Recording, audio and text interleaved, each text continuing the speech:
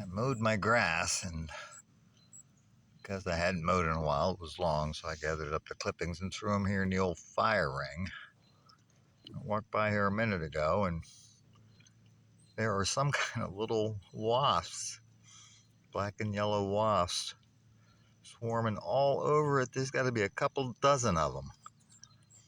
Never seen anything like it. I don't know why they're after this.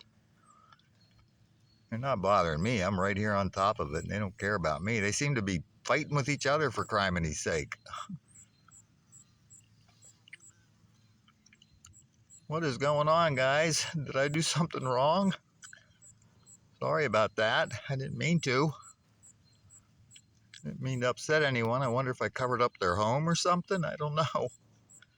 They're swarming all over this. Wild. Anybody got any ideas? Know what these are and why they're doing this?